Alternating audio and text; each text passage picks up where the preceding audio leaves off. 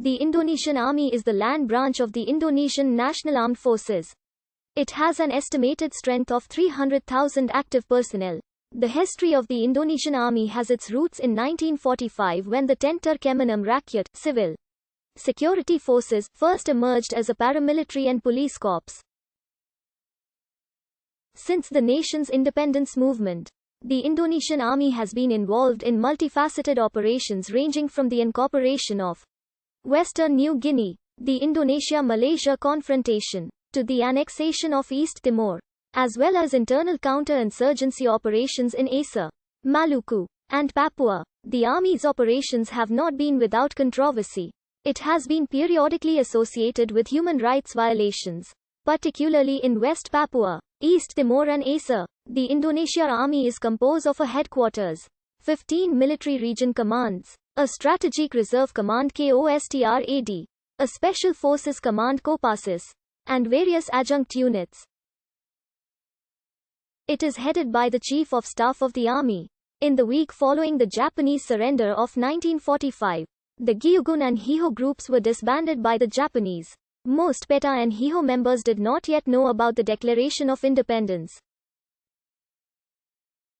Command structures and membership vital for a national army were consequently dismantled.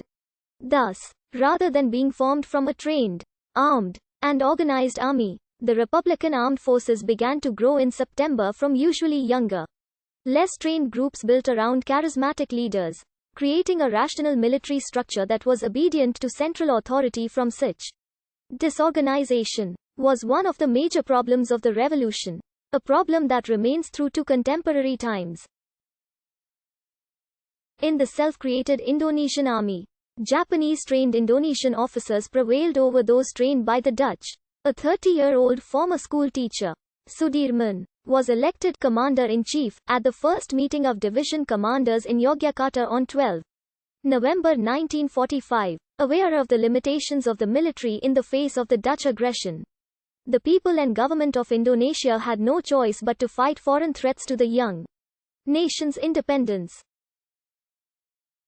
Thus, in 1947, the People's War Doctrine, in which all the power of the national armed forces in the community and resources were deployed to confront the Dutch aggression, was officially implemented within the army and the wider armed forces as the national military strategy. Thus, the integrity and existence of the Unitary Republic of Indonesia has been able to be maintained by military force with the people, in accordance with the decision of the Round Table Conference.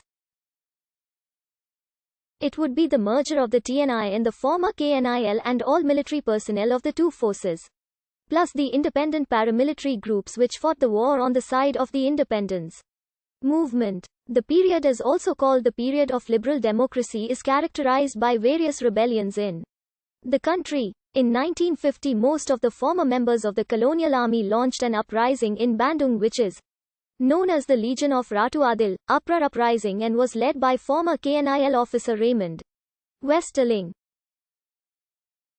The army also needed to confront the uprising in Makassar led by Andi Aziz and the Republic of South Maluku in Maluku. Meanwhile, Darul Islam in West Java widened its influence to South Kalimantan, South Sulawesi and Aceh. In 1958, the revolutionary government of the Republic of Indonesia People's Struggle started a rebellion in large parts of Sumatra and North Sulawesi, endangering the national integrity.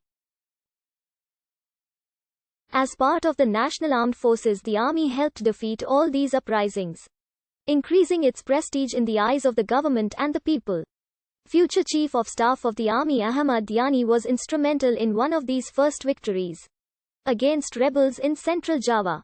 On the 17th of November 1952, General Nasution was suspended as Army Chief of Staff following army indiscipline over command and support that threatens the government.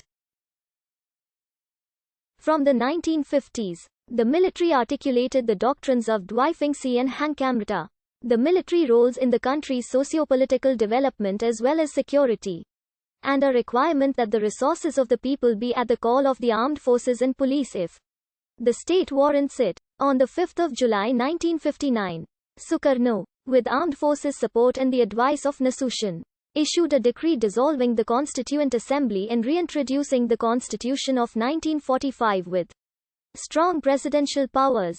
By 1963, he also assumed the additional role of Prime Minister, which completed the structure of guided democracy, and was named President for life, also with army assistance. The year after, at the same time, the Indonesian government started sending their troops on UN peacekeeping missions.